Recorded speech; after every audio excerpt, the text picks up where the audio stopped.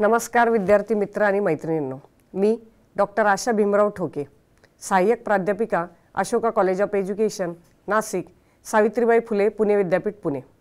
आज आपण या सत्रामध्ये गुणवत्ता ही संकल्पना अभ्यासणार आहोत। त्याचबरोबर गुणवत्तेचे काय निकष असतात, त्यानंतर गुणवत्तेची काय उदाहरणे आहेत, त्याचबरोबर सर्वंकष गुणवत्ता व्यवस्थापन टोटल क्वालिटी मॅनेजमेंट, त्याचा अर्थ, त्याची व्याख्या, त्याच्या पायऱ्या आणि टोटल क्वालिटी मॅनेजमेंट सर्वंकष गुणवत्ता व्यवस्थापन याची काय गरज आहे आणि शिक्षणात हा अप्रोच वापरल्यानंतर काय बदल होणे अपेक्षित आहे, या सर्वांचा आज आपण विचार करणार आहोत। तर विद्यार्थ्यांनो, चला आपण सुरुवात करूया। सर्वप्रथम आपण बघूया की नेमकं गुणवत्ता म्हणजे काय। गुणवत्तेला इंग्रजीमध्ये आपण क्वालिटी असं म्हणतो, तर त्याचा अर्थ आपण आता बघूया। गुणवत्ता म्हणजे शुद्धतेची हमी, गुणवत्ता म्हणजे उत्कृष्टतेच्या मानक पदवीचा संच, गुणवत्ता म्हणजे बेंचमार्क आणि गुणवत्ता म्हणजे प्रमाणक। हे सर्व शब्द तुम्ही तुमच्या दैनंदिन जीवनामध्ये ऐकलेले असतील। शुद्धतेची हमी, एखादी वस्तू आपण जेव्हा खरेदी करतो त्यावेळेला तिच्यामध्ये किती शुद्धता आहे, त्या शुद्धतेचं प्रमाण किती आहे हे तपासून पाहणं म्हणजे गुणवत्ता होय। किंवा एखादं सोनं आपण खरेदी केलं तर त्या सोन्यामध्ये त्या सोन्याचं प्रमाण किती आहे किंवा त्या सोन्याची शुद्धता किती आहे याची खात्री करून घेणं म्हणजे गुणवत्ता होय। गुणवत्ता म्हणजे उत्कृष्टतेच्या मानक पदवीचा संच। आपण एखादी वस्तू, आपण एखादं उत्पादन किंवा एखादी सेवा ज्या वेळेला उपभोगत असतो त्यावेळेला आपण ती किती उत्कृष्टपणे तयार झालेली आहे किंवा ती किती उत्कृष्टपणे दिली जाते याचा आपण विचार करतो। म्हणजे उत्कृष्टतेचा ध्यास म्हणजेच गुणवत्ता असं आपण म्हणू शकतो। उत्कृष्ट मानक पदवीचा संच म्हणजे उत्कृष्टतेचे काही स्तर आहेत, त्याच्या काही पातळ्या आहेत आणि सर्वात उच्चतम पातळी ही उत्कृष्टतेची गाठणे म्हणजे गुणवत्ता होय। बेंचमार्क, आपण बऱ्याच वेळेला असं म्हणत असतो, हा शब्द प्रयोग करत असतो की एक बेंचमार्क सेट केलेला आहे। एखाद्या शाळेमध्ये जर एखाद्या 10वीच्या विद्यार्थ्याने मेरिटमध्ये येण्याचे जे काही पर्सेंटेजचं प्रमाण असतं म्हणजे त्या विद्यार्थ्याने तो बेंचमार्क सेट केलेला आहे।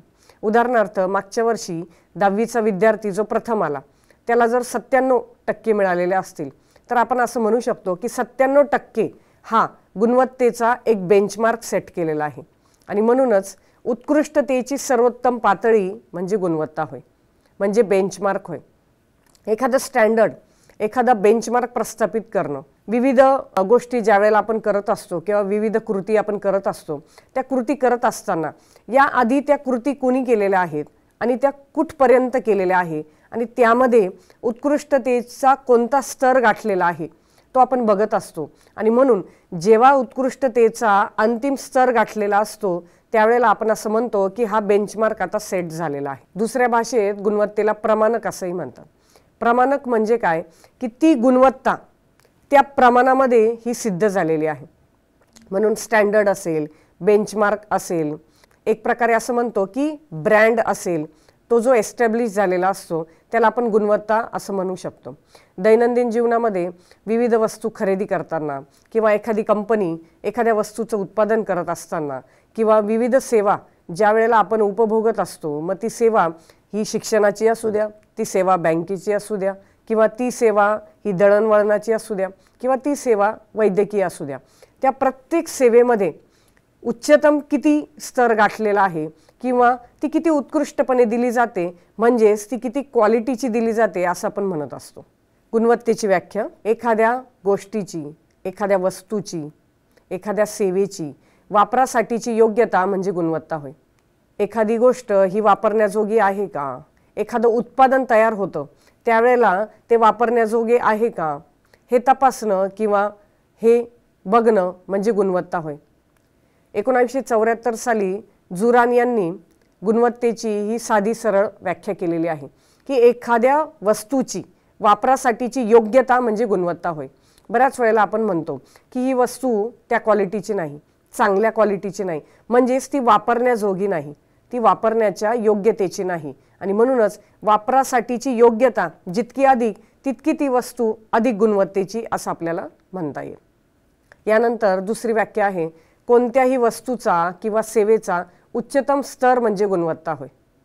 आपण बघत असतो की दैनंदिन जीवनामध्ये विविध वस्तू आपल्याला खरेदी कराव्या लागतात, विविध उत्पादने आपण खरेदी करत असतो, विविध सेवांचा आपण लाभ घेत असतो. म्हणून कोणतीही वस्तू किंवा ती सेवा ती कोणत्या स्तरापर्यंत पोहोचलेली असते, म्हणजे ती जेव्हा वापरकर्त्याला दिली जाते त्यावेळेला ती देताना ती कोणत्या क्वालिटीची आहे किंवा ती कोणत्या स्तरावरील आहे. मग ती कनिष्ठ स्तरावरची आहे, ती निम्न स्तरावरची आहे, ती मध्य स्तरावरची आहे की ती उच्चतम स्तरावरची आहे. तर उच्चतम स्तर म्हणजे गुणवत्तेची अंतिम पातळी, उत्कृष्टतेची अंतिम पातळी. म्हणून एखादी वस्तू सेवा ही गुणवत्तेच्या उच्चतम पातळीवरची असेल तर आपण असं म्हणू शकतो की ती सेवा ही उत्कृष्ट गुणवत्तेची आहे किंवा ती वस्तू ही उत्कृष्ट गुणवत्तेची आहे. यानंतर तिसरी व्याख्या आहे एखाद्या वस्तूची, उत्पादनाची किंवा सेवेची वापरकर्त्याच्या समाधानाची गरज पूर्ण करण्याची क्षमता म्हणजे गुणवत्ता होय. बघा, यामध्ये वापरकर्त्याचे समाधान म्हणजे कस्टमर सॅटिस्फॅक्शन, म्हणजे ती वस्तू किंवा ती सेवा किंवा ते उत्पादन जे वापरणार आहेत, जे ग्राहक आहेत, त्यांना ती वस्तू वापरताना, ती सेवा उपभोगताना किती प्रकारचं समाधान मिळतं, कोणत्या स्तरावरचं समाधान मिळतं यावर त्या वस्तूची क्षमता अवलंबून असते. आणि जेवढं जास्तीत जास्त समाधान, जेवढं जास्तीत जास्त आनंद ती सेवा उपभोगताना किंवा ती वस्तू वापरताना वापरकर्त्याला मिळत असेल तर आपण असं म्हणू शकतो की ती वस्तू, ती सेवा ही उत्कृष्ट गुणवत्तेची आहे. वापरकर्ता यामध्ये महत्त्वाचा आहे, कारण कोणतीही वस्तू, कोणतंही उत्पादन किंवा कोणतीही सेवा ही जेवढ्या जास्त प्रमाणात वापरली जाते किंवा उपभोगली जाते त्यावरून आपण असं म्हणू शकतो की ती वापरकर्त्याच्या कोणत्या अपेक्षेच्या पातळीपर्यंत पोहोचलेली आहे. शेवटी वापरकर्त्याला एखाद्या वस्तूतून किंवा एखाद्या सेवेमधून समाधान मिळणं, आनंद मिळणं किंवा तिचा उपभोग होणं आणि तो उच्चतम पातळीचा होणं हे अपेक्षित असते. आणि म्हणूनच वापरकर्त्याची किंवा ग्राहकाची ती समाधानाची गरज ज्या वेळेला पूर्ण होते त्यावेळेला आपण असं म्हणू शकतो की ती वस्तू, ती सेवा किंवा ते उत्पादन हे चांगल्या गुणवत्तेचं आहे. तर आपण गुणवत्तेच्या संदर्भात उत्पादनांचा विचार करूया. दैनंदिन जीवनामध्ये आपल्याला बरीच उत्पादनं अशी असतात की ज्याचा वापर आपल्याला करावा लागतो. आपल्या विविध गरजा पूर्ण करण्यासाठी आपल्याला त्या वस्तूंचा वापर करावा लागतो. या उत्पादनांमध्ये मग मोबाईल असेल, टी व्ही असेल, वॉशिंग मशीन असेल आणि फ्रीज असेल. मोबाईलचा वापर आपल्याला एकमेकांशी संपर्क साधण्यासाठी किंवा विविध व्यक्तींशी दूरवर राहून आपल्याला संपर्क साधण्यासाठी त्याचा वापर होतो. पण हा मोबाईल विकत घेताना आपण तो किती उत्कृष्ट आहे किंवा ज्या कंपनीचा आपण मोबाईल विकत घेणार आहोत, ज्या कंपनीचा मोबाईल आपण विकत घेणार आहोत ती कंपनी ही किती चांगल्या प्रकारचं उत्पादन देते किंवा ती कंपनी ही किती चांगल्या प्रकारची गुणवत्ता त्याच्या गिराईकांना ही देत असते याचा आपण विचार करतो. टी व्ही घेताना आपण विविध कंपन्या किंवा त्या कंपन्या या किती क्वालिटीच्या आहे किंवा किती क्वालिटी प्रोडक्ट हे कस्टमरला देतात याचा आपण विचार करत असतो. वॉशिंग मशीनही खरेदी करत असताना आपण विविध कंपन्यांच्या वॉशिंग मशीनची तुलना करून बघत असतो आणि मग कोणत्या चांगल्या क्वालिटीचं वॉशिंग मशीन ही कोणती कंपनी आपल्याला देऊ शकते याचा आपण विचार करतो आणि मग ते खरेदी करत असतो. फ्रीजच्या बाबतीतही तसंच आहे. आपल्या ज्या गरजा आहे त्या गरजा पूर्ण करणारं मॉडेल सिलेक्ट करताना ते कोणत्या कंपनीचं आहे, मग त्या कंपनीचा रिव्ह्यू कसा आहे, ती कंपनी किती चांगल्या प्रकारची गुणवत्ता प्रोव्हाइड करते याचा आपण विचार करत असतो. आणि म्हणून गुणवत्तेचा जेव्हा आपण विचार करतो तेव्हा उत्पादनाच्या संदर्भात ज्या विविध वस्तू आपण खरेदी करत असतो त्या खरेदी करताना आपण ते किती गुणवत्तेचं आहे की नाही हे आपण खात्री करून घेत असतो. यानंतर दुसरी गुणवत्ता जी आहे ती म्हणजे ज्या विविध प्रकारच्या सेवा आपण उपभोगत असतो त्या संदर्भात आपण गुणवत्तेचा विचार करतो. मग ती सेवा म्हणजे शिक्षणाची असू द्या किंवा वैद्यकीय असू द्या किंवा बँकेची सेवा असू द्या किंवा दळणवळणाची सेवा असू द्या. बघा, आपण सगळेजण जेव्हा शिक्षण घेत असतो किंवा एखाद्या शाळेमध्ये जेव्हा प्रथमतः मुलाला प्रवेश घ्यायचा असतो त्यावेळेला पालक हे बघत असतात आणि इतर लोकांकडनं माहिती घेत असतात की ह्या भागामध्ये कोणती शाळा सगळ्यात चांगलं शिक्षण देते किंवा कोणती शाळा ही चांगल्यात चांगलं शिक्षण देण्यासाठी प्रसिद्ध आहे किंवा त्या शाळेचा रिझल्ट कसा आहे, ती शाळा किती वेगवेगळ्या प्रकारचे अनुभव ही विद्यार्थ्यांना देत असते, याप्रमाणे आपण शिक्षणामध्ये प्रवेश घेताना आपण ती सेवा ही किती उत्कृष्ट प्रकारची सेवा आहे किंवा ती एखादी संस्था किती उत्कृष्ट प्रकारची सेवा प्रदान करत असते याचा आपण विचार करतो। त्याचबरोबर वैद्यकीय क्षेत्रामध्ये आपण ज्यावेळेला आजारी पडतो त्यावेळेला आपण डॉक्टरांकडे जाताना त्या डॉक्टरांचा रिझल्ट कसा आहे, त्या डॉक्टरांचा गुण येतो की नाही याचा आपण विचार करतो। आपण विविध व्यक्तींकडनं आधी चर्चा करत असतो आणि हा डॉक्टर कसा आहे किंवा तो डॉक्टर कसा आहे किंवा त्यांनी दिलेली जी गोळ्या औषधं असतील किंवा त्यांनी दिलेला जो उपचार असेल त्या उपचाराने आपल्याला किती लवकरात लवकर बरं वाटतं याचा आपण आढावा घेत असतो। म्हणजेच काय की तो डॉक्टर जी सेवा आपल्याला देत असतो ती सेवा किती उत्कृष्ट आहे, ती सेवा किती गुणवत्तेची आहे याचा आपण विचार करत असतो। बँकेच्या संदर्भात आपण आर्थिक व्यवहारासाठी विविध बँकांमध्ये आपले खाते ओपन करत असतो आणि ते खाते ओपन करत असताना किती कमीत कमी त्रास आपल्याला होईल किंवा किती डॉक्युमेंटेशन आपल्याला जमा करावं लागेल किंवा पैसा जमा करताना पैसा काढताना आपल्याला कमीत कमी कष्ट लागेल आणि आपल्याला उपलब्ध असलेल्या वेळामध्ये ते आपल्याला कसं करता येईल याचा आपण विचार करत असतो। म्हणजेच एखादी बँक ही तिच्या ग्राहकांना कशा प्रकारची सर्व्हिस प्रोव्हाइड करते, कशा प्रकारची सेवा देते, त्यांच्या गरजा पूर्ण करण्यासाठी ती किती स्वतःला उपलब्ध करून देते, त्याचबरोबर त्यांच्या गरजा पूर्ण करताना त्यांना किती अडचणी येतात आणि त्या अडचणी दूर करण्यासाठी किती सहाय्य करते, या सर्वांवर त्या बँकेची सेवा किंवा त्या बँकेची गुणवत्ता अवलंबून असते असं आपल्याला म्हणता येईल। म्हणूनच विविध सेवा उपभोगताना आपण गुणवत्तेचा आधी विचार करतो, मग ते शिक्षण असू द्या, ते वैद्यकीय सेवा असू द्या किंवा ती बँक सेवा असू द्या। पुढचं म्हणजे प्रक्रिया।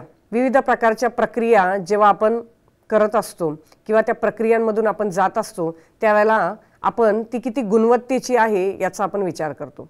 अध्ययन अध्यापन या प्रक्रियेचा आपण विचार केला तर अमुक एका शाळेमध्ये किती चांगल्या प्रकारचे शिक्षक आहेत आणि ते किती चांगल्या प्रकारे अध्ययन करतात याचा आपण विचार करत असतो। त्यानंतर विद्यार्थी जेव्हा अध्ययन करतो त्याला अध्ययन करताना अमुक एक संस्था किंवा एखादी विशिष्ट संस्था कोणत्या प्रकारचे अध्ययन अनुभव विद्यार्थ्यांना देत असतात किंवा कोणत्या प्रकारचं मार्गदर्शन असेल, कोणत्या प्रकारचं समुपदेशन असेल किंवा विद्यार्थ्याला त्याच्या अडचणींमध्ये किती वेळेला त्या प्रकारचं मार्गदर्शन हे उपलब्ध करून देतात यावर त्याची गुणवत्ता अवलंबून असते। स्वयंपाक दैनंदिन जीवनामध्ये जर आपण घरगुती उदाहरण घेतलं तर स्वयंपाक ही एक प्रक्रिया आहे आणि स्वयंपाक करताना ते किती चांगल्या प्रकारचे पदार्थ तयार केलेले आहे याचा आपण विचार करतो। बऱ्याच वेळेला आपण असं म्हणतो की माझी आई स्वयंपाक खूप उत्कृष्ट करते किंवा आपण एखाद्या हॉटेलमध्ये जायचं असेल किंवा एखाद्या पार्टीचं आयोजन करायचं असेल तर कोणत्या हॉटेलमध्ये चांगल्या प्रकारचे खाद्य पुरवले जातात, मग ते खाद्य पुरवण्याबरोबरच तिथली सर्व्हिस कशी आहे किंवा त्या हॉटेलमधील पदार्थ हे कसे हायजेनिक आहे, आरोग्यदृष्ट्या कसे चांगले आहे, तिथलं वातावरण हे किती आनंददायी आहे याचा आपण विचार करत असतो। म्हणजेच थोडक्यात काय तर आपण विविध प्रक्रिया जेव्हा करत असतो त्यावेळेला ती प्रक्रिया कशी गुणवत्तापूर्ण आहे, त्या प्रक्रियेमधून आपल्याला किती चांगल्या प्रकारचं समाधान मिळत आहे, किती चांगल्या प्रकारचा आनंद आपल्याला मिळत आहे, एक उच्चतम स्तरावरील ती प्रक्रिया आहे का, ते गुणवत्तेचे स्तर त्या प्रक्रियेमधून पूर्ण होतात का याचा आपण विचार करत असतो। म्हणून गुणवत्तेच्या बाबतीत उत्पादन असू द्या, सेवा असू द्या किंवा प्रक्रिया असू द्या याचा संबंध हा खूप जवळचा आहे। यानंतर गुणवत्तेचे परिमाण किंवा गुणवत्तेचे निकष काय हे आपण बघणार आहोत। एखादी वस्तू आपण जेव्हा खरेदी करायला जातो, एखादं उत्पादन जेव्हा आपण खरेदी करायला जातो किंवा एखादी सेवा जेव्हा आपण निश्चित करत असतो किंवा एखाद्या सेवेचा जेव्हा आपल्याला लाभ घ्यायचा असतो त्यावेळेला आपण कोणत्या परिमाणांच्या आधारे तिची कसोटी केली पाहिजे हे आता आपण बघूया। गुणवत्तेचं पहिलं परिमाण आहे ते म्हणजे कामगिरी। एखादी वस्तू खरेदी करताना आपण ज्या कामासाठी ती वस्तू घेत आहे ती गरज आपली पूर्ण होते की नाही किंवा ती वस्तू ती आपली गरज त्या कामासाठी पूर्ण करून देत आहे की नाही याचा आपण विचार केला पाहिजे। कामगिरी म्हणजे परफॉर्मन्स। उदाहरणार्थ एखाद्या व्यक्तीकडे मोबाईल नसेल आणि त्या व्यक्तीला मोबाईल खरेदी करायचा असेल तर ती मोबाईल खरेदी करताना त्या व्यक्तीचा जर उद्देश हा संपर्क साधण्यासाठी असेल किंवा त्या व्यक्तीचा उद्देश हा अध्ययन अध्यापन करण्यासाठी असेल किंवा त्या व्यक्तीचा उद्देश विविध प्रकारचं काम करण्यासाठी असेल, जसं आपण असं म्हणू शकतो की पॉवर पॉईंट प्रेझेंटेशन तयार करणे, व्हिडिओ तयार करणे, अशा प्रकारचं काम पूर्ण करून घेण्यासाठी जर एखादी व्यक्ती मोबाईल विकत घेत असेल तर त्या मोबाईलची कामगिरी कशी आहे किंवा त्या मोबाईलचा परफॉर्मन्स कसा आहे तर हे आपण बघत असतो. आणि म्हणूनच गुणवत्तेचं पहिलं परिमाण जे आहे ते म्हणजे त्या वस्तूचा किंवा त्या उत्पादनाचा किंवा त्या सेवेचा परफॉर्मन्स कसा आहे, त्याची कामगिरी कशी आहे हे आपण बघत असतो. उदाहरणार्थ आपल्याला शाळेत प्रवेश घ्यायचा असेल तर त्या शाळेत प्रवेश घेताना त्या शाळेची कामगिरी कशी आहे, गेल्या 5 वर्षामध्ये त्या शाळेचा निकाल कसा लागलेला आहे, गेल्या 5 वर्षामध्ये त्या शाळेतील शिक्षक हे किती उत्कृष्ट विद्यार्थी घडवत आहे याचा आपण विचार करतो. म्हणजे ती शाळा कोणत्या स्वरूपाचं काम करते, किती चांगल्या प्रकारचं काम करते, किती चांगल्या गुणवत्तेचं काम करते हे आपण बघत असतो. म्हणून गुणवत्तेचा पहिला निकष जो आहे ते म्हणजे त्या वस्तूची, त्या उत्पादनाची किंवा त्या सेवेची कामगिरी कशी आहे हे आपण बघितलं पाहिजे. यानंतर दुसरं म्हणजे गुणवैशिष्ट्य. जी वस्तू आपण विकत घेणार आहोत, जे उत्पादन आपण खरेदी करणार आहोत, त्या वस्तूचा, त्या उत्पादनाची काय वैशिष्ट्ये आहेत, काय कॅरेक्टरिस्टिक्स आहे, त्यामध्ये काय ॲट्रिब्यूट्स आहे हे आपण बघितलं पाहिजे. ज्यावेळेला आपण शाळेमध्ये प्रवेश घेण्यासाठी जातो, आपण त्यावेळेला प्रवेशासाठी जेव्हा माहिती प्राप्त करत असतो त्यावेळेला आपल्याला त्या शाळेचं एक ब्रॉशर दिलं जातं किंवा माहिती पुस्तिका दिली जाते किंवा वेबसाईटच्या माध्यमातून आपल्याला त्या शाळेची माहिती करून घ्यायची असते. आणि म्हणूनच त्या शाळेची काय गुणवैशिष्ट्ये आहे, ती शाळा इतरांपेक्षा कशी वेगळी आहे, ती शाळा असं काय वेगळं पुरवत असते की जे इतर शाळांपेक्षा ती शाळा वेगळी ठरते याचा आपण विचार केला पाहिजे. तसंच मोबाईलचंच उदाहरण जर आपण पुन्हा घेतलं तर एखादा मोबाईल खरेदी करताना त्याच्यामध्ये किती फीचर्स आहे किंवा एखादा मोबाईल घेताना आपण 2 कंपन्यांचा मोबाईलमध्ये कायम कंपेअर करत असतो. ते कंपेअर करत असताना आपण त्याचे फीचर्स बघतो, ह्या उत्पादनामध्ये चांगले फीचर्स आहे का किंवा ह्या उत्पादनामध्ये चांगला फीचर आहे का याचा आपण विचार करत असतो. म्हणजेच ती वस्तू आपण वापरताना किंवा ती सेवा उपभोगताना तिच्यामध्ये कोणत्या प्रकारची वैशिष्ट्ये आहेत, कोणती गुणवैशिष्ट्ये आहे याचा आपण विचार करत असतो. तिसरं म्हणजे विश्वसनीयता. आपण जी वस्तू खरेदी करतो ती किती विश्वसनीय आहे याचा आपण विचार करत असतो. विश्वसनीय म्हणजे काय की जी वस्तू आपण खरेदी करतो, ज्या वापरासाठी खरेदी करतो त्या वापरासाठी ती वस्तू निर्माण केलेली असते आणि म्हणून ती वस्तू खरेदी करताना आपण नेहमी रिव्ह्यू बघत असतो की या वस्तूच्या वापराबद्दल इतर लोकांचं काय अभिप्राय आहे आणि त्या अभिप्रायावरनं आपण आपले मत बदलत असतो. त्या अभिप्रायावरून आपण आपलं मत हे निश्चित करत असतो. म्हणून ते प्रोडक्ट किती विश्वसनीय आहे, किती रिलायबल आहे. आपण असं म्हणतो की मी सुरुवातीपासून अमुक एका कंपनीचाच मोबाईल खरेदी केलेला आहे कारण माझा विश्वास आहे त्या कंपनीवर. ज्या उद्देशासाठी आपण तो घेतो किंवा ज्या वापरासाठी आपण घेतो त्या वापराबद्दलचे सगळे फीचर्स त्याच्यामध्ये आहे म्हणून माझा त्या कंपनीवर विश्वास आहे असं आपण सहज बोलून जातो. किंवा एखादा व्यक्तीकडून आपण खरेदी करताना आपण असं म्हणतो नाही ती व्यक्ती विश्वसनीय आहे, ती प्रामाणिकपणे ते काम करते, ती प्रामाणिकपणे ती वस्तू विकत असते आणि म्हणून ती वस्तू किती विश्वसनीय आहे, ती वस्तू विकणारा किती विश्वसनीय आहे हे आपण बघत असतो.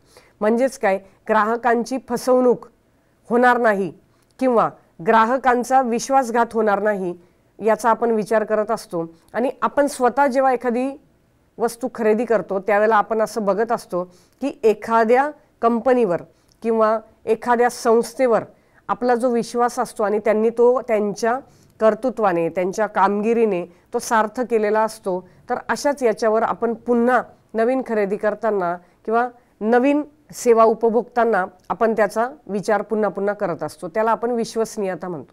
म्हणजे एखाद्या व्यक्तीचं वर्तन हे कायमस्वरूपी सारखंच असतं, त्यामध्ये कोणत्याही प्रकारचा परिस्थितीनुसार बदल होत नाही. म्हणजेच ती व्यक्ती कमिटेड असते. ती वस्तू जी आपण वापरतो त्या वस्तूचा पुरेपूर वापर केल्यानंतरही देखील ती वस्तू त्याच क्वालिटीची राहते. याला आपण असं म्हणू शकतो की ती वस्तू विश्वसनीय आहे. म्हणून गुणवत्तेचं हे पुढचं परिमाण जे आहे ते म्हणजे विश्वसनीय, की त्याला आपण असं म्हणू शकतो रिलायबिलिटी. पुढचं आहे सुसंगत. सुसंगत म्हणजे ॲप्रोप्रिएटनेस. आपण एखाद्या उद्देशाने एखादी वस्तू खरेदी करतो किंवा एखाद्या गरजेसाठी एखादी सेवा आपण उपभोगत असतो, तर ती सेवा उपभोगताना किंवा ती वस्तू खरेदी करताना ती आपल्या उद्दिष्टाशी किती सुसंगत आहे, किती अलाइंड आहे, किती व्यवस्थित जुळणारी आहे हे आपण बघितलं पाहिजे. त्याला सुसंगतता असं म्हणतात. नाहीतर आपला उद्देश असा आहे की मला मोबाईलच्या माध्यमातून, ऑनलाईन प्लॅटफॉर्मच्या माध्यमातून मला मुलांना शिकवायचं आहे आणि म्हणून मला विविध ॲपची गरज पडणार आहे, विविध मला मायक्रोसॉफ्ट ऑफिसचे जे काही ॲप्लिकेशन आहे त्याचा वापर मला करायचा आहे. परंतु आपण जो मोबाईल घेतला त्यामध्ये जर विविध ॲप आपल्याला वापरता येत नसतील किंवा विविध ॲप्लिकेशन्स हे तिथे व्यवस्थित चालत नसतील, तर मग आपण असं म्हणू शकतो की मी ज्या वापरासाठी ती वस्तू खरेदी केली किंवा तो मोबाईल खरेदी केला तो माझ्या गरजेशी सुसंगत नाही.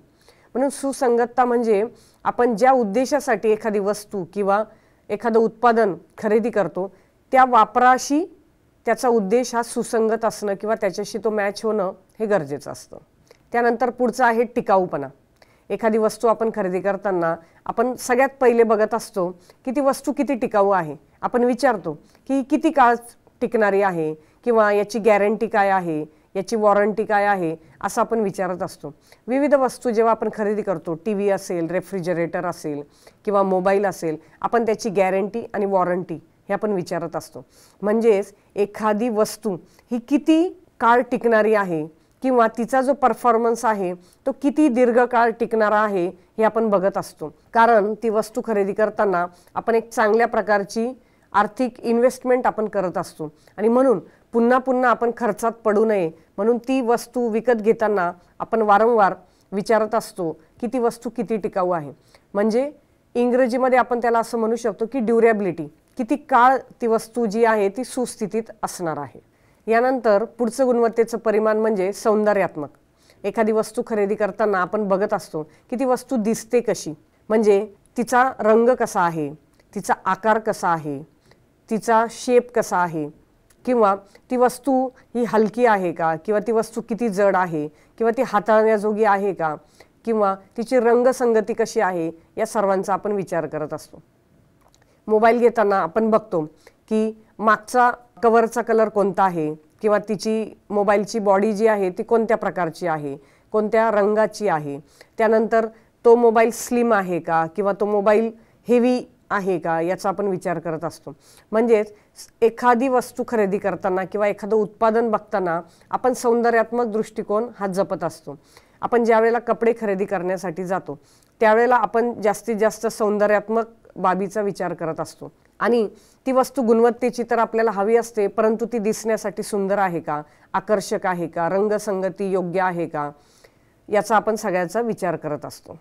जेव्हा आपण एखाद्या शाळेमध्ये प्रवेश घेतो, एखाद्या महाविद्यालयात प्रवेश घेतो, त्यावेळेला महाविद्यालयाची इमारत कशी आहे किंवा महाविद्यालयामध्ये ज्या सोयी सुविधा दिल्या जातात त्या किती आकर्षक पद्धतीने बांधलेल्या आहे, त्या संस्थेचं इन्फ्रास्ट्रक्चर कसं आहे याचा आपण विचार करतो. म्हणजेच आपण एक सौंदर्यात्मक दृष्टिकोन त्या संस्थेमध्ये किंवा त्या वस्तूमध्ये आपण बघत असतो.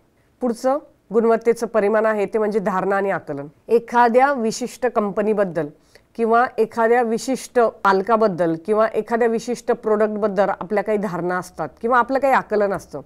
की उदाहरणार्थ आपण असं म्हणतो की एका विशिष्ट कंपनीचं जर आपण उत्पादन घेतलं किंवा एखाद्या विशिष्ट कंपनीची जर आपण कार खरेदी केली ना तर तिची कामगिरी ही उत्तमच असते, तिच्यामध्ये सर्व गुणवैशिष्ट्ये असतात, ती ड्युरेबल असते किंवा ती जास्त काळ टिकणारी असते, तिचा मेंटेनन्सचा प्रॉब्लेम येत नाही, ती खूप विश्वसनीय आहे आणि दिसायलाही आकर्षक आहे, टिकाऊ आहे. तर असे सगळे गुणवत्तेचे परिमाण आपण आपल्या आकलनामध्ये गृहीत धरलेले असतात आणि म्हणून एखाद्या विशिष्ट कंपनीविषयी, एखाद्या विशिष्ट संस्थेविषयी आपलं एक मत बनलेलं असतं की ह्या कंपनीची वस्तू म्हणजे ती चांगलीच असणार, या कंपनीची वस्तू म्हणजे नाही ती चांगली नसणार, किंवा ते काहीतरी तात्पुरत्या स्वरूपाची वस्तू देतात पण ती नंतर टिकत नाही.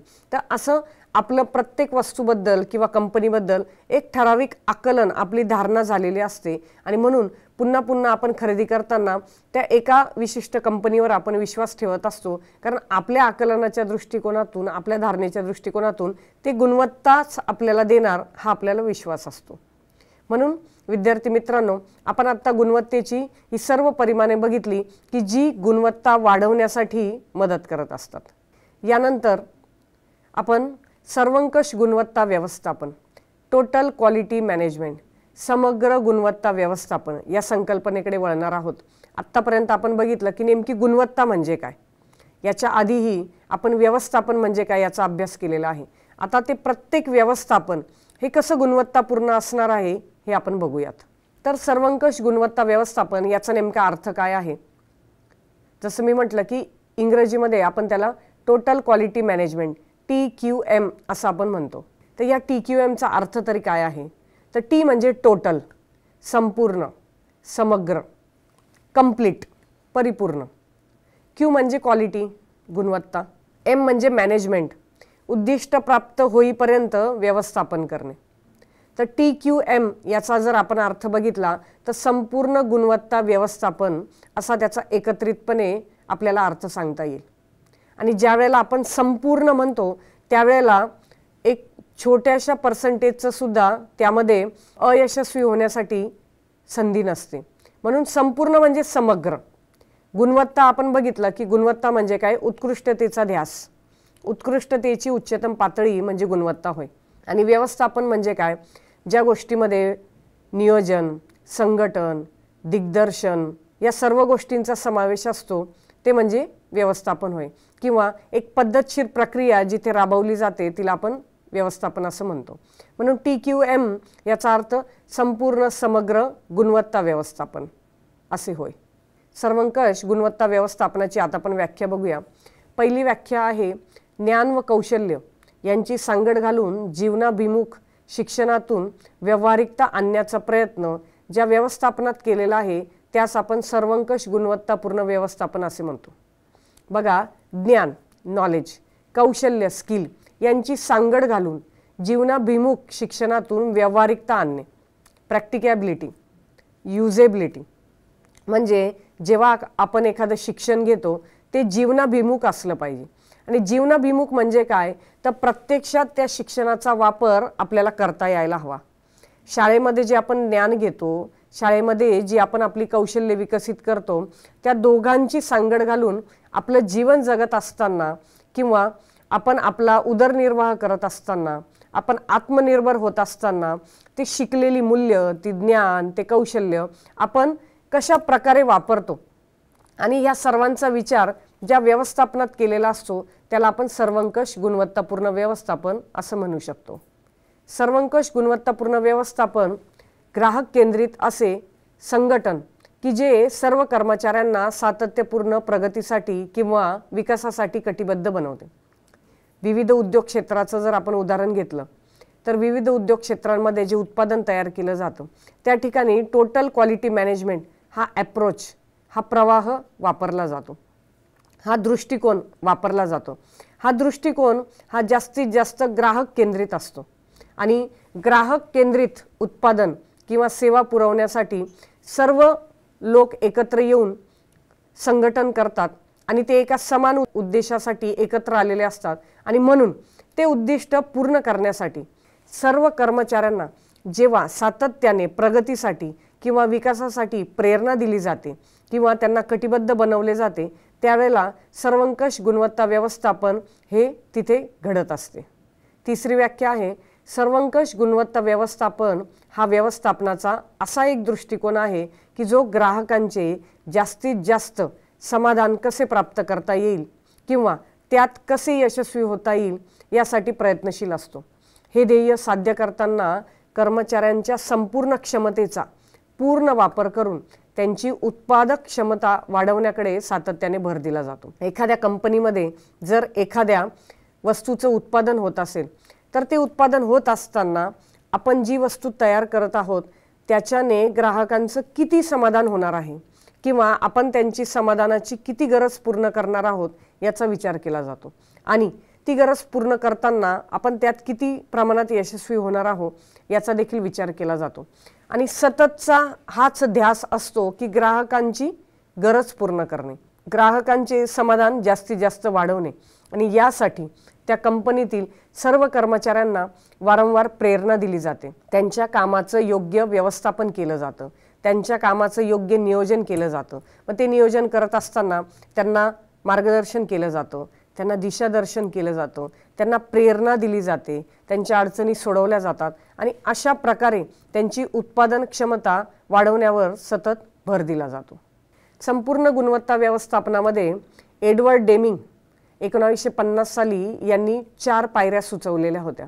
त्या 4 पायऱ्यांचा जर अवलंब TQM टोटल क्वालिटी मॅनेजमेंट यामध्ये जर केला तर आपण सर्व प्रकारच्या व्यवस्थापनामध्ये गुणवत्ता कशी वाढवू शकतो किंवा सातत्याने प्रगती कशी करू शकतो याचा आपण विचार करू शकतो. त्यातली पहिली पायरी आहे ती म्हणजे नियोजन, दुसरी पायरी आहे कार्य, तिसरी पायरी आहे चेक तपासणे आणि चौथी म्हणजे कृती. तुम्ही बऱ्याच वेळेला हा शब्द ऐकलेला असेल किंवा PDCA सायकल याबद्दल ऐकलेलं असेल. तर हे PDCA सायकल म्हणजे नेमकं काय? एखादी कृती करत असताना, एखादं कार्य करत असताना त्याचं नियोजन करणं गरजेचं असतं. म्हणजे त्याची उद्दिष्टे काय आहे ते आपल्याला ठरवावी लागतात किंवा त्याच्यासाठी आपल्याला कोणत्या प्रकारची भौतिक संसाधने, कोणत्या प्रकारची मानवी संसाधने, कोणत्या प्रकारचं आर्थिक नियोजन, आर्थिक तरतूद करावयाची आहे हे ठरवावं लागतं. म्हणजे नियोजन ही अशी पायरी असते की जी आपल्याला एखादी वस्तूचं उत्पादन करत असताना त्याच्या आधी आपल्याला हे सर्व नियोजन करावे लागते किंवा एखाद्या शैक्षणिक संस्थेची निर्मिती करत असताना त्याच्या आधी त्या संस्थेची उद्दिष्टे ठरवावी लागतात. त्याच्या आधी त्या शाळेमध्ये शिकवण्यासाठी किंवा महाविद्यालयामध्ये शिकवण्यासाठी कोणकोणत्या व्यक्तींची गरज पडणार आहे याचं नियोजन केलं जातं. किती प्रमाणात आर्थिक तरतूद करावी लागणार आहे याचं आधी नियोजन केलं जातं. म्हणजे थोडक्यात आपल्याला कोणतंही उत्पादन किंवा कोणतीही सेवा ज्यावेळेला तयार करायची असते किंवा सेवा पुरवायची असते त्यावेळेला नियोजन या पायरीचा अवलंब हा व्यवस्थितपणे केला पाहिजे. दुसरं म्हणजे कार्य, डू. एकदा की नियोजन झालं, आपल्याला सगळा प्लॅन कळला तर त्याप्रमाणे त्या नियोजनाची अंमलबजावणी करणे म्हणजे कार्य करणे होय. जे उद्दिष्ट ठरवून दिलेलं आहे त्या उद्दिष्टपूर्तीसाठी कृती करणं म्हणजे कार्य होय. ते उद्दिष्ट प्राप्त होण्यासाठी विविध उपक्रम राबवणे म्हणजे कार्य होय. कंपनीमध्ये जेव्हा एखादं उत्पादन करण्याचं निश्चित केलं जातं त्यानंतर त्याची एक सिस्टीम डिझाईन केली जाते, एक प्रक्रिया राबवली जाते आणि ती प्रक्रिया ही त्या कामगारांना माहिती करून दिली जाते आणि मग त्या प्रक्रियेनुसार ते कामगार काम करत असतात. म्हणजे ते प्रत्यक्षामध्ये ती प्रक्रिया राबवत असतात, प्रत्यक्षामध्ये त्याची अंमलबजावणी करत असतात. त्याला आपण डू, कार्य करणे असं म्हणू शकतो. यानंतर तिसरी पायरी आहे ती म्हणजे चेक, तपासणे. पहिल्या पायरीत आपण नियोजन केलं, उद्दिष्टे ठरवली, सर्व संसाधनांची उपलब्धता करून दिली. दुसऱ्या पायरीमध्ये आपण प्रत्यक्षामध्ये कार्य केलं, प्रत्यक्षामध्ये कृती केली, उपक्रम राबवले आणि मग ते उपक्रम उद्दिष्टांच्या पूर्तीसाठी योग्य आहेत का, ती कृती आपल्याला यशस्वी होण्यासाठी योग्य आहे का, किंवा जे काम किंवा जे उत्पादन आपण तयार करत आहोत ते आपल्या उद्दिष्टाला अनुसरून आहेत का, हे या तिसऱ्या पायरीमध्ये तपासले जाते. त्याला चेक असं म्हटलं जातं. ठराविक अंतरानंतर किंवा एखादी प्रक्रिया चालू असताना मध्ये मध्ये त्याचा आपल्याला फॉलोअप घ्यावा लागतो. तो फॉलोअप घेणं म्हणजेच काय की आपण आपल्या उद्दिष्टापासून दूर तर नाही जात याची खात्री करून घेणे किंवा जे उद्दिष्ट आहे त्या उद्दिष्टाला साजेसं असं कार्य होत आहे का, कृती होत आहे का, हे वारंवार तपासलं पाहिजे. म्हणून तिसऱ्या पायरीमध्ये हे चेक करण्याचं, व्हेरीफाय करण्याचं काम केलं जातं. चौथी पायरी आहे म्हणजे कृती. तिसऱ्या पायरीमध्ये तपासत असताना एखाद्या वस्तूच्या प्रक्रियेबद्दल किंवा एखाद्या सेवेच्या उपक्रमांबद्दल जर असं आढळून आलं की तिथे काही प्रमाणामध्ये त्रुटी आहे, तिथे काही प्रमाणात चुका आहे किंवा तिथे काही प्रमाणामध्ये समस्या उद्भवलेल्या आहे, तर त्या समस्या जाणून घेणे, त्या त्रुटी या जाणून घेणे आणि त्या त्रुटी जाणून घेतल्यानंतर, समस्या जाणून घेतल्यानंतर चौथ्या पायरीमध्ये त्या समस्येंवर उपाय शोधला पाहिजे, त्या त्रुटींवर काही उपाययोजना केल्या पाहिजे आणि पुन्हा भविष्यामध्ये या चुका होणार नाही, या त्रुटी जाणवणार नाही यासाठी काही कृती करणं अपेक्षित असतं आणि त्या कृतींमधून सुधारणा केली जाते आणि मग नंतर अंतिम उद्दिष्ट हे साध्य केलं जातं. म्हणजे थोडक्यात आपल्याला सांगता येईल की नियोजन, नियोजनानंतर कार्य, कार्यानंतर तपासणे आणि मग पुन्हा कृती करणे, ह्या पायऱ्यांचा जर अवलंब केला व्यवस्थापनामध्ये तर त्या वस्तूची, सेवेची आपण गुणवत्ता ही टिकवण्यामध्ये आणि वाढवण्यामध्ये हातभार लावू शकतो आणि योगदान देऊ शकतो. तर विद्यार्थ्यांनो, आता आपण बघणार आहोत की सर्वंकष गुणवत्ता व्यवस्थापनाची नेमकी काय गरज आहे।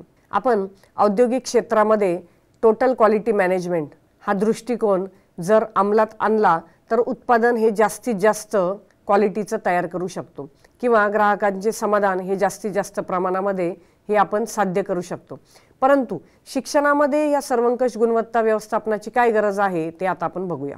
100% कामगिरी सुनिश्चित करण्यासाठी शिक्षण व्यवस्थेमध्ये किंवा एखाद्या शाळेमध्ये किंवा एखाद्या महाविद्यालयामध्ये एखादा विद्यार्थी प्रवेश घेतो, तर त्यावेळेला एखादा विद्यार्थी प्रवेश घेत असताना त्याची स्वप्न पूर्ण करण्यासाठी ते महाविद्यालय त्याला किंवा ती शाळा त्याला कसं सहाय्य करेल याचा प्रत्येकजण विचार करत असतो।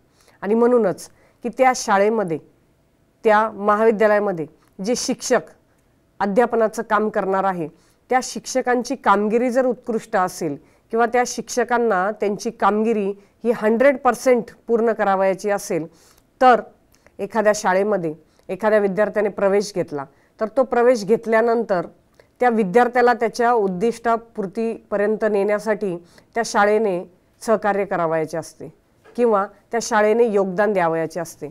आणि म्हणूनच त्या संस्थेतील प्रत्येक घटकांनी आपण आपले काम किती 100% करणार आहोत याचा विचार करावयाचा असतो।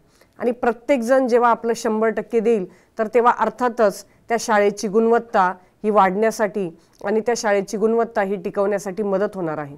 म्हणून शालेय शिक्षणात किंवा महाविद्यालयीन शिक्षणात शिक्षण व्यवस्थेमध्ये सर्वंकष गुणवत्ता व्यवस्थापनाची गरज आहे। 100% निकाल मिळवण्यासाठी सध्या आपण बघतो की प्रत्येक शाळेचा निकाल हा 100% कसा लागेल हे व्यवस्थापन त्या शाळेतील मुख्याध्यापक किंवा शिक्षक यांचं एक उद्दिष्ट असतं। आणि म्हणूनच कोणत्याही गोष्टीमध्ये मग तो विद्यार्थ्यांचा निकाल असू द्या किंवा एखादं उत्पादन असू द्या, ते 100% साध्य करण्यासाठी, ते 100% पूर्ण करण्यासाठी, ते 100% मिळवण्यासाठी सर्वंकष गुणवत्ता व्यवस्थापनाची गरज आहे। पूर्ण गुणवत्तेची हमी आपण बघतो की बाजारामध्ये ज्या कंपन्या किंवा ज्या संस्था हे चांगल्या प्रकारचं उत्पादन पुरवत नसतील तर रोषाला किंवा ग्राहकांच्या पुढची व्यवस्थापनाची गरज आहे ती म्हणजे पूर्ण गुणवत्तेची हमी। जी कंपनी किंवा जी शैक्षणिक संस्था ही 100% गुणवत्ता प्रदान करत असेल किंवा वापरकर्त्याला त्याची खात्री असेल तर त्या कंपनीच्या उत्पादनाबाबत आपल्याला असं आढळून येतं की ते ग्राहकांच्या समाधानापर्यंत पोहोचण्यामध्ये हे पूर्णपणे यशस्वी झालेले असतात। म्हणून पूर्ण गुणवत्तेची हमी जर एखाद्या संस्थेला एखाद्या कंपनीला द्यावयाची असेल तर त्यांनी सर्वंकष गुणवत्ता व्यवस्थापन हे अंगीकारलं पाहिजे। पूर्ण स्तरावर उत्पादकता वाढवण्यासाठी शालेय शिक्षणामध्ये फक्त एकाच घटकाने गुणवत्ता टिकवणं किंवा गुणवत्ता वाढवणं गरजेचं नसतं, तर संपूर्ण स्तरावर मग त्या शाळेतील ती अध्ययन अध्यापनाची प्रक्रिया असू द्या, ती मूल्यमापनाची प्रक्रिया असू द्या किंवा ती विद्यार्थ्यांची प्रवेशाची प्रक्रिया असू द्या किंवा ते उपक्रम राबवण्याची प्रक्रिया असू द्या, म्हणजे संपूर्ण स्तरावर उत्पादकता वाढवण्यासाठी सर्वंकष गुणवत्ता व्यवस्थापनाचा अप्रोच किंवा दृष्टिकोन हा मदत करत असतो।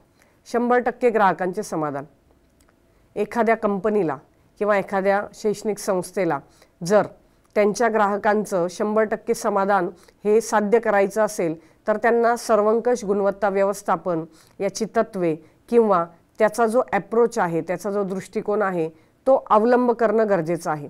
आणि ते केल्यानंतरच ग्राहकांचं 100% समाधान हे ते साध्य करू शकतील। गुणवत्तेची परिपूर्ण पातळी गाठणे एखाद्या व्यक्तीला गुणवत्तेचा ध्यास असेल आणि गुणवत्तापूर्ण उत्पादन हे जर प्रोव्हाइड करायचं असेल तर त्यांनी सर्वंकष गुणवत्ता व्यवस्थापन हे अंगीकारलं पाहिजे। त्याच्यातील जे PDCA सायकल आहे किंवा आपण ज्या 4 पायऱ्या बघितल्या त्या 4 पायऱ्यांचा अवलंब केला पाहिजे आणि ते केल्यानंतर मग गुणवत्तेची परिपूर्ण पातळी गाठण्यासाठी सहज सोपं असा मार्ग त्यांना तयार करता येईल। सर्वंकष गुणवत्ता व्यवस्थापनाची तत्वे सर्वंकष गुणवत्ता व्यवस्थापन हे ग्राहक केंद्रित असते, कस्टमर सेंटर्ड, कस्टमर फोकस। सर्वंकष गुणवत्ता व्यवस्थापनामध्ये जास्तीत जास्त ग्राहकांच्या गरजांचा विचार केला जातो। ग्राहक कोण आहे, कोणत्या प्रकारचा आहे, कोणत्या वयोगटाचा आहे आणि ग्राहकांच्या गरजा काय आहे। आपलं ग्राहक कोण आहे, आपलं ग्राहक हे तरुण लोक आहेत, आपलं ग्राहक हे वयोवृद्ध लोक आहेत, आपली ग्राहक हे शालेय विद्यार्थी आहेत किंवा आपले ग्राहक ही लहान मुलं आहेत। तर अशा प्रकारे विविध कंपन्यांना किंवा शैक्षणिक संस्थांना नेमका आपलं ग्राहक कोण आहे आणि त्यांच्या गरजा काय आहे याची पहिले ओळख करून घ्यावी लागते। म्हणून सर्वंकष गुणवत्ता व्यवस्थापन जर राबवायचं असेल तर सर्वात पहिले आपला ग्राहक कोण आहे हे ओळखणं गरजेचं असतं। म्हणजेच ही प्रक्रिया पूर्ण ग्राहक केंद्रित, आपण त्याला कस्टमाइज्ड किंवा कस्टमर सेंटर्ड असते असं आपण म्हणू शकतो। सर्व कर्मचाऱ्यांचा सहभाग सर्वंकष गुणवत्ता व्यवस्थापनामध्ये आपल्याला माहिती आहे की एखाद्या कंपनीमध्ये किंवा एखाद्या संस्थेमध्ये सर्व कर्मचाऱ्यांचा सहभाग हा किती महत्त्वाचा असतो। एकाच व्यक्तीने पूर्ण प्रयत्नांनी काम केलं, पूर्ण क्षमतेने काम केलं तर ते पुरेसं नसतं। त्यासाठी प्रत्येक एका व्यक्तीने आपलं काम त्याच ताकदीने पूर्ण करणे गरजेचं असतं। म्हणून जेव्हा सर्व कर्मचाऱ्यांचा सहभाग येतो, सर्व कर्मचाऱ्यांचं समान योगदान असतं, त्यावेळेला आपण असं म्हणू शकतो की ती गुणवत्ता वाढ होण्यासाठी त्या सर्व कर्मचाऱ्यांचे हातभार हा त्यात लागलेला असतो। म्हणून सर्व कर्मचाऱ्यांचा सहभाग हे सर्वंकष गुणवत्ता व्यवस्थापनाचं तत्व आहे। प्रक्रिया आधारित सर्वंकष गुणवत्ता व्यवस्थापन हे प्रक्रिया आधारित आहे, म्हणजे त्याची एक व्यवस्थित अशी प्रोसेस आहे। जेव्हा आपण प्रोसेस म्हणतो त्यावेळेला आपल्याला माहिती आहे की त्याला सर्वात आधी इनपुट द्यावे लागतं। इनपुट दिल्यानंतर सर्व संसाधनांचा वापर करून त्याच्यावर प्रोसेसिंग होत असतं आणि मग फायनल आपल्याला प्रोडक्ट मिळतं। म्हणजे एखाद्या कंपनीमध्ये पहिले कच्चा माल पुरवावा लागतो, त्या कच्च्या मालावर प्रोसेसिंग केलं जातं आणि मग नंतर अंतिम उत्पादन तयार होत असतं। आणि ही संपूर्ण प्रक्रिया ही निश्चित असते, ती प्रक्रिया ही आधीच ठरवलेली असते। म्हणून सर्वंकष गुणवत्ता व्यवस्थापन हे ऐन वेळेचे करावयाचे व्यवस्थापन नसून ते एका सिस्टीमवर आधारित असते, ते एका प्रक्रियेवर आधारित असते। एकात्मिक प्रणाली सर्वंकष गुणवत्ता व्यवस्थापन हा एक पद्धतशीर दृष्टिकोन आहे आणि त्यामध्ये सर्व घटक जे गुणवत्ता व्यवस्थापन करण्यामध्ये सहभागी आहेत त्या सर्व घटकांमध्ये एक वाक्यता असणं गरजेचं आहे आणि म्हणून त्यांच्यामध्ये युनिटी, त्यांच्यामध्ये एकात्मता आणि त्यांच्यामध्ये एक संगपना असणं गरजेचं आहे। आणि ज्या वेळेला ते एक होऊन काम करतात किंवा सर्व घटक एक होऊन आपलं योगदान देतात त्यावेळेला त्या एखाद्या वस्तूची किंवा सेवेची गुणवत्ता ही आपोआपच वाढत असते। पद्धतशीर दृष्टिकोन सर्वंकष गुणवत्ता व्यवस्थापन ही पूर्वनिश्चित आणि एक पद्धतशीर असा दृष्टिकोन आहे, ज्याच्यामध्ये प्रत्येक घटकाचं कार्य हे निर्धारित केलेलं आहे। प्रत्येकाच्या जबाबदाऱ्या, प्रत्येकाचे हक्क, कर्तव्य हे सर्व निर्धारित केलेलं आहे। कुणी कोणतं काम करावयाचं आहे आणि ते काम कोणत्या मुदतीत करावयाचं आहे तर या सर्व गोष्टींची निश्चिती ही आधी केलेली असते। म्हणून एका पद्धतशीर, त्याला एक लॉजिकल सिक्वेन्स आहे आणि त्याची एक विशिष्ट अशी पद्धत आहे की जी पुन्हा पुन्हा अवलंबल्यानंतर आपल्याला त्याच प्रकारची गुणवत्ता ही मेंटेन ठेवण्यासाठी किंवा त्याच प्रकारची गुणवत्ता ही अबाधित ठेवण्यासाठी मदत होत असते। सातत्यपूर्ण सुधारणा सर्वंकष गुणवत्ता व्यवस्थापनामध्ये एखाद्या वेळेला आपण आपलं उद्दिष्ट साध्य केलं आणि मग ती प्रक्रिया थांबली असं होत नाही, तर सातत्यपूर्ण पद्धतीने म्हणजे त्याच्यामध्ये काय गॅप आहे, त्रुटी आहेत, मग पुन्हा पुढच्या उत्पादनामध्ये किंवा सेवेमध्ये आपल्याला काय सुधारणा करावयाची आहे याचा सातत्याने विचार केला जातो। म्हणजे एक उद्दिष्ट साध्य झाल्यानंतर दुसरं उद्दिष्ट, दुसरं झाल्यानंतर तिसरं आणि पुन्हा त्याच्यामध्ये काय सुधारणा करता येईल असा सातत्यपूर्ण विचार हा गुणवत्ता व्यवस्थापनामध्ये असतो। परिस्थिती आधारित निर्णय प्रक्रिया एकदा घेतलेला निर्णय हा अंतिम निर्णय असं गुणवत्ता व्यवस्थापनामध्ये होत नाही। परिस्थिती बदलते त्याप्रमाणे वेगवेगळे निर्णय बदलावे लागतात किंवा परिस्थितीची गरज जशी असेल, ग्राहकांची गरज जशी असेल किंवा ग्राहकांच्या गरजा जर बदलल्या तर त्या आधारित निर्णय हे बदलले जातात। तर विद्यार्थ्यांनो, आता आपण बघूया की सर्वंकष गुणवत्ता व्यवस्थापनाच्या नेमक्या पायऱ्या कशा आहेत। तर पहिली पायरी आहे ग्राहक लक्ष केंद्रित करणे। एखाद्या कंपनीने किंवा एखाद्या शैक्षणिक संस्थेने सर्वात आधी हे ओळखलं पाहिजे की आपले ग्राहक कोण आहे, आपले ग्राहक हे कोणत्या पद्धतीचे आहे, आपला टार्गेट ग्रुप कोणता आहे ते त्यांनी निर्धारित केलं पाहिजे। एखादी शिक्षण संस्था जर स्थापन केलेली असेल तर पूर्व प्राथमिक किंवा प्राथमिक किंवा माध्यमिक किंवा महाविद्यालयीन विद्यार्थी हे आपलं टार्गेट आहे का हे त्या शैक्षणिक संस्थेने आधी ठरवलं पाहिजे। एखाद्या कंपनीने प्रोडक्ट तयार करताना, उत्पादन तयार करताना ते कोण वापरणार आहे, त्याचा वापरकर्ता कोण आहे हे निश्चित केलं पाहिजे। एकदा की ग्राहक निश्चित झाले, ते ग्राहक कोणत्या प्रकारचे आहे, त्या ग्राहकांच्या कोणत्या प्रकारच्या गरजा आहे या गरजा ओळखणं गरजेचं असतं. म्हणजे आपले कस्टमर माहीत असणे, आपलं ग्राहक माहीत असणं, त्यांचा वयोगट माहिती असणं, त्यांची गुणवैशिष्ट्ये माहीत असणं हे गरजेचं असतं. शाळेचं जर आपण उदाहरण घेतलं किंवा शिक्षण संस्थांचं उदाहरण घेतलं तर अंतर्गत ग्राहक म्हणजे शिक्षक असतात आणि बाह्य ग्राहक म्हणजे विद्यार्थी असतात. बाह्य ग्राहक म्हणजे विद्यार्थी ज्यांना सेवा पुरवली जाते आणि अंतर्गत ग्राहक म्हणजे शिक्षक. शाळेने त्या शिक्षकांची नियुक्ती केलेली असते आणि म्हणून शिक्षकांच्या माध्यमातून ती शाळा ही आपली सेवा पुरवत असते विद्यार्थ्यांपर्यंत. तिसरं आहे ग्राहकांच्या गरजा ओळखणं. आपला जो ग्राहक आहे त्या ग्राहकांच्या नेमक्या गरजा काय आहे, ते कोणत्या वयोगटातील आहे. समजा एखाद्या शाळेमध्ये पूर्व प्राथमिक विद्यार्थ्यांना प्रवेश देणे हे जर निश्चित ध्येय असेल तर त्यांचे ग्राहक म्हणजे त्या विद्यार्थ्यांचा वयोगट कसा आहे, त्या विद्यार्थ्यांच्या मानसिक गरजा काय आहे, त्या विद्यार्थ्यांचा शारीरिक विकास कसा होतो किंवा त्या विद्यार्थ्यांच्या सामाजिक गरजा कशा आहेत, त्या विद्यार्थ्यांचं व्यक्तिमत्व कसं आहे. तर अशा विविध प्रकारच्या गरजा ओळखणं गरजेचं असतं.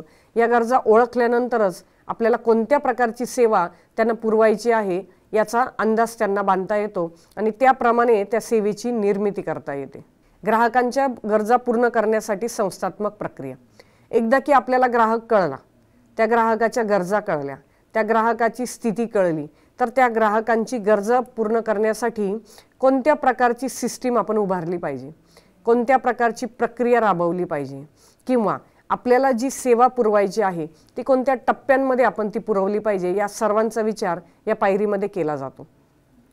ही प्रक्रिया किंवा ही पायरी म्हणजेच एखादी संस्था जेव्हा सेवा पुरवते त्या सेवेचा आपण असं म्हणू शकतो की ती सेवा टप्प्याटप्प्याने पुरवण्यासाठी कोणत्या पायऱ्यांचा अवलंब केला जातो त्या सर्वांची माहिती या प्रक्रियेमध्ये येत असते. कार्यक्रम किंवा उपक्रम विकसित करणे. शाळेच्या संदर्भात जर म्हणाल तर पूर्व प्राथमिक विद्यार्थ्यांना शिक्षण देणं किंवा ते जर एखाद्या शैक्षणिक संस्थेचे ग्राहक असतील तर त्या विद्यार्थ्यांच्या गरजा पूर्ण करण्यासाठी मानसिक, सामाजिक, शारीरिक, भावनिक गरजा पूर्ण करण्यासाठी कोणकोणत्या प्रकारचे कार्यक्रम हे तयार केले पाहिजे किंवा कोणकोणत्या प्रकारचे उपक्रम तयार केले पाहिजेत याचा विचार येथे केला जातो. एकदा की हे कार्यक्रम तयार झाले, ते कार्यक्रम विकसित झाले, त्याची संकल्पना ठरली गेली तर प्रत्यक्षात ते कार्यक्रम राबवणे ही पायरी.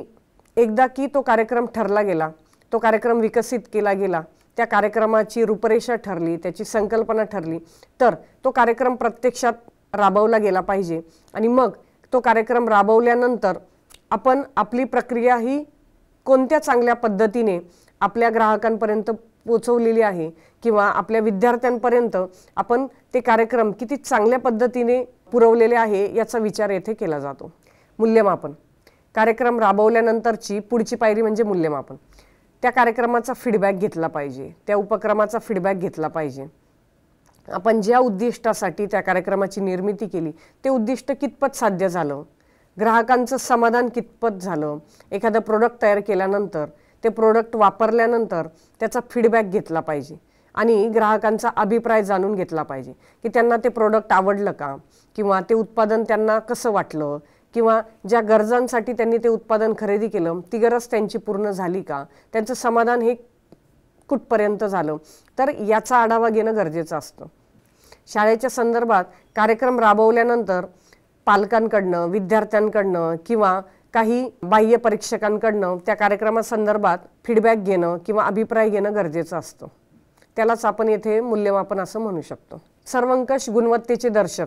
आता आपण एखाद्या शाळेमध्ये किंवा एखाद्या कंपनीमध्ये टोटल क्वालिटी मॅनेजमेंट, सर्वंकष गुणवत्ता व्यवस्थापन ही प्रक्रिया राबवली तर ही प्रक्रिया राबवल्यानंतर जी आपली सेवा तयार होते किंवा जी सेवा निर्माण होते, जे उत्पादन तयार होते ते उत्पादन हे चांगल्या गुणवत्तेचं आहे हे आपण कशावरनं ओळखू शकतो तर त्याचे जे काही दर्शक आहेत ते आता आपण बघूया.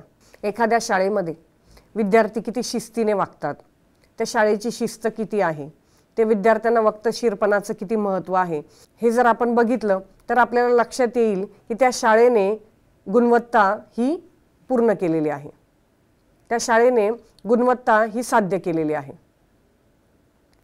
शालेय वातावरणातील स्वच्छता व जपणूक. विद्यार्थ्यांना जास्तीत जास्त चांगली सेवा देण्यासाठी किंवा जास्तीत जास्त चांगले वातावरण उपलब्ध करून देण्यासाठी त्या शालेय वातावरणामध्ये कशी स्वच्छता आहे किंवा त्या स्वच्छतेची जपणूक कशी केली जाते, वारंवार तिची देखभाल कशी केली जाते, याचा जर आपण आढावा घेतला तर आपल्याला लक्षात येईल की या एखाद्या शाळेमध्ये सर्वंकष गुणवत्ता व्यवस्थापन हे किती प्रभावीपणे राबवलेलं आहे. शालेय संपादनेतील प्रभुत्व. कोणत्याही शाळेचं हे प्रमुख उद्दिष्ट असतं की त्या शाळेतील विद्यार्थी हे जास्तीत जास्त मार्कांनी हे पास व्हावे, त्यांनी मेरिटमध्ये यावं, म्हणजे जास्तीत जास्त गुणवत्ता त्या विद्यार्थ्यांनी राखावी. आणि म्हणूनच त्या शाळेचं संपादन कसं आहे, त्या विद्यार्थ्यांचं त्या एका वर्गातलं, त्या विद्यार्थ्यांचं एखाद्या विषयातलं किंवा त्या विद्यार्थ्यांचं एखादी पदवी प्राप्त करतानाचं संपादन कसं आहे याचा विचार केल्यास आपल्याला लक्षात येईल की सर्वंकष गुणवत्ता व्यवस्थापन त्या शाळेमध्ये राबवली आहे की नाही. त्या शाळेतलं वातावरण कसं आहे, त्या शाळेचे संघटनात्मक वातावरण, म्हणजे त्या शाळेमध्ये काम करणारे कर्मचारी, त्या शाळेतील शिक्षक, त्या शाळेतील विद्यार्थी, पालक, त्या शाळेच्या भोवती असणारा समाज, या सर्वांचं वातावरण कसं आहे याची कल्पना आपल्याला गुणवत्ता व्यवस्थापनाच्या निमित्ताने करता येईल. शालाबाह्य संपादनेतील प्रभुत्व. एखाद्या शाळेतील विद्यार्थी बाहेर किती प्रमाणामध्ये स्पर्धांमध्ये सहभाग घेतात किंवा किती स्पर्धांमध्ये त्यांना यश संपादन होतं, यावरून त्या शाळेमध्ये गुणवत्ता ही राखलेली आहे की नाही याचा विचार केला जातो. ग्राहकाचे समाधान. आपण आत्ताच बघितलं की शाळेच्या संदर्भामध्ये समाज असेल, पालक असेल, विद्यार्थी असेल, तर हे सर्व ग्राहक आहे.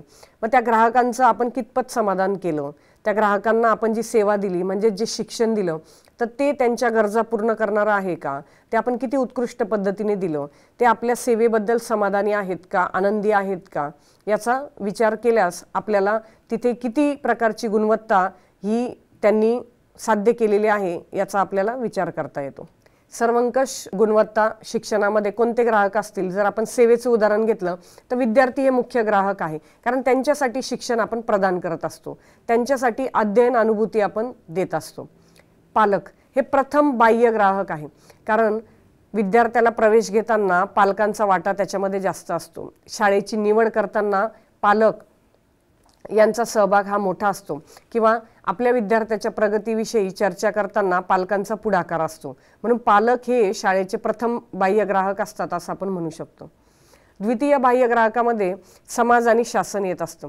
समाजाचं आपण काहीतरी देणं लागतो, म्हणून समाजासाठी आपण किती चांगलं कार्य करतो, समाजामध्ये आपण किती उपक्रम राबवतो, किंवा शासनाने वेळोवेळी दिलेल्या सूचनांचं आपण किती पालन करतो, आपण शासनाला कशा प्रकारचं सहकार्य करतो, या संदर्भामध्ये द्वितीय बाह्य ग्राहक म्हणून समाज व शासनाचा समावेश होतो. आणि अंतर्गत ग्राहक म्हणून शिक्षक आणि शाळा. त्या शाळेतील शिक्षक कसे आहेत, किंवा त्या शाळेची इमारत कशी आहे, त्या शाळेची निर्मिती कोणत्या उद्देशासाठी झालेली आहे, म्हणून हे शाळेचे अंतर्गत ग्राहक आहे. तर शिक्षण ही सेवा आपण धरल्यानंतर पालक, विद्यार्थी, समाज, शासन, शिक्षक, शाळा हे सर्वच या शिक्षणातील ग्राहक म्हणून आपल्याला विचार करता येतील. तर विद्यार्थ्यांनो, आज आपण या सत्रामध्ये गुणवत्ता म्हणजे काय, गुणवत्तेची कोणते निकष असतात, त्याचबरोबर सर्वंकष गुणवत्ता व्यवस्थापन म्हणजे काय, त्याचा अर्थ काय, त्याच्या व्याख्या काय आहेत, त्याची तत्त्व काय आहेत, सर्वंकष गुणवत्ता व्यवस्थापनामध्ये ज्या पायऱ्या आहेत त्या पायऱ्यांचा कसा अवलंब केला पाहिजे याचा आपण विचार केला. थोडक्यात असं म्हणता येईल की एखाद्या वस्तूची गुणवत्ता किंवा एखाद्या सेवेची गुणवत्ता अबाधित राखणं हे खूप गरजेचं असतं, आणि ती गुणवत्ता वाढवण्यासाठी, ती गुणवत्ता टिकवण्यासाठी, त्याच्यामध्ये सातत्य राखण्यासाठी आपल्याला सर्वंकष गुणवत्ता व्यवस्थापन हा दृष्टिकोन अंगीकारावा लागेल. धन्यवाद.